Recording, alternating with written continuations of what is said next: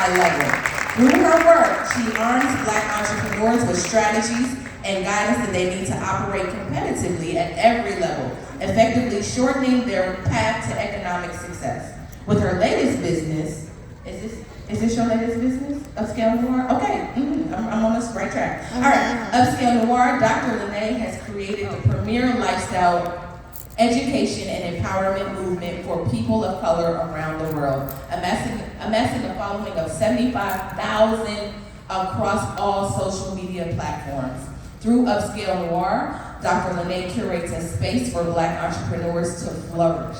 In addition to this, she develops a high-performing strategy for entrepreneurs, creating brands, monetizing, launching, and making profitable upscale business products and services. Y'all give it up for Dr. Lene. Tell me about the time when you were just running around, running your business, and like when you kind of hit a wall. Explain that experience to me. I want you all to explain it. Hi y'all, good morning. Good morning. It's so good to see all of you. What a blessing to be here, first of all. So thank you to the boys. Oh my gosh, I mean, just disbelief to be here, but I'm so grateful to be here. Thank you so much.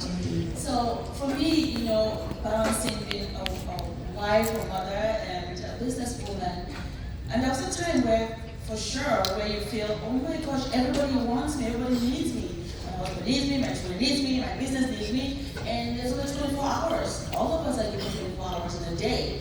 How do you manage that? And you hit the wall and you feel, okay, I'm done, I can't do anymore. I got a little bit wise and I sought counsel to help me understand how to balance my time, because I realized that once you get that way, then you're not productive, you become more angry, you're not very patient with people. Has been about being the superwoman. I got with my ex-husband when I was 15. Wow. We had 4 children. I built this business. I was the first one in, the last one out. My slogan used to be, nobody works harder than Constance Carter. Wow. Okay. I worked hell hard, y'all. And I missed first days of school sometimes. I missed my youngest son's first birthday, traveling, just being super ambitious. One of the things that I had to do, though, is I said, Mommy, and I've always explained to my kids are very aware, Mama, we know you're doing this for us. I communicate with my children, I communicate with my husband. But I used to say, listen, if I could only give you 25% of my time, I'm gonna give you 100% of that 25%. Right. I'm gonna make sure that I give you eye contact. I'm gonna make sure that I am intentional about the time that I spend, because I'm trying to do all of this stuff and create all these things, and I feel like I'm going up a hill, and I'm carrying the entire family on my back, and I'm managing the business, and I'm managing my clients, and I'm managing my agents, and I'm managing the buildings, and I'm managing the real estate, and I'm managing our personal bills, and I'm doing everything by myself. And I had to. As women, we just do. One of my coaches said, Constance, you just do too much. I have no choice. If I don't, then how's it going to get done? A lot of us do that, right? A lot of us are like, we just got to do it. But we just got to make sure that those times that really count, with the people that really count, that's where we put all the time, effort, and energy. If you only got 25%, give them 100% of that 25%. I like that. The thing about being a superwoman is that we're often super for everybody else but ourselves. Right. We give away all of our superpower, all of our super energy, all of our super creativity. And I think we do it for a really long time until we can't anymore. And by the time that you can't, when we said you're tired, right? And I think I experienced that when I was going for the PhD. I'm in school. I have a son. I'm a single mom. I still have clients. I still got to run my business. I still got to pay my bills. Everybody needs me, and I need me too. And I don't have time to be there for myself.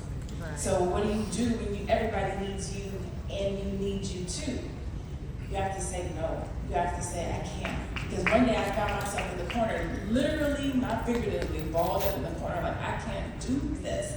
I don't even need to do this. Why am I doing this? And that's when you get to that breaking point. Bad things start happening. You start having crazy thoughts. You start picking up weights. All the things, right? No is a complete answer. I can't. You don't even have to say I'm sorry. But just no. And that is what I literally just turned 48 last month and just getting comfortable saying no. Whether it's to my son, or a client, or my mother, or a friend, just no. and then taking myself for a spa day, relaxing, and most importantly, not feeling guilty for doing it. That's right.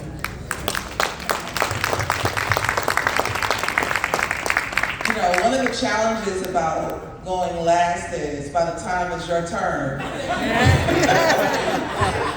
you need to know what the question is again. Because you've enjoyed all the answers. I'm just over here like, Meanwhile, I'm like, what is the question? So, yes, please. How, in what way have you been Superwoman, and how did you handle that? When did you hit a wall? What did you need to change? Well, one thing I will say that for some reason, I don't know, it's like the black woman memo is to raise strong daughters, right? So shout out to my mom, she's here today. I will say that a lot of our ability to do is very much embedded in how we're raised, our upbringing. I've come across some peers that are non-black women that will basically pull their hair out and cry and break down on scenarios that we just simply get done. We don't even have a choice. It don't even become optional. We don't even know how strong we're being. And I think some of the disadvantages of being so strong is how we've normalized trauma. We've normalized moving on. I never forget, a lot of times, even during grief situations, you don't have time to grieve. You got to get back to work. You got to finish. I remember I lost my grandmother, and who's very dear to my heart, but I lost my grandmother, and I remember still working nonstop. It was preparing for the funeral, and I was sending emails, and this is when I knew that I had got to get another job. That becomes a personal responsibility. It is no one else's responsibility for you to take care of you. And one of the ways that I got through it, similar to Lene, is no, I'm not able to do that. I told the class yesterday in the corporate trauma with Lene, Dr. Lene, is that I've never lost anything. I don't have any loss. If the opportunity passed, it wasn't for me. If the person passed, they wasn't for me. So I don't have any loss. A lot of times we say yes to things that we cannot say yes to because we think this is the last time a chance like this is going to happen, and I don't think so.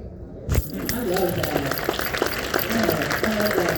So it says that studies show that over 70% of black women report feeling pressured to be superwoman and handling multiple roles without seeking help. Why don't you think we ask for help, y'all? I'm gonna start this one off because I'm here and my mic is on.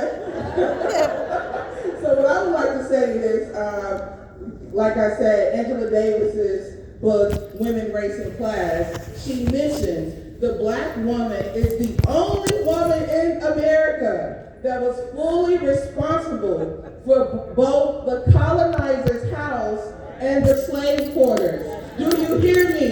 She is the only woman that has been taking care of everybody else since the 1600s. This is why you all do it so well. The terminology has changed. I'm a strong, independent woman. When that's all you were breeded to do is take care. So it becomes a sense of rebellion when you start to take care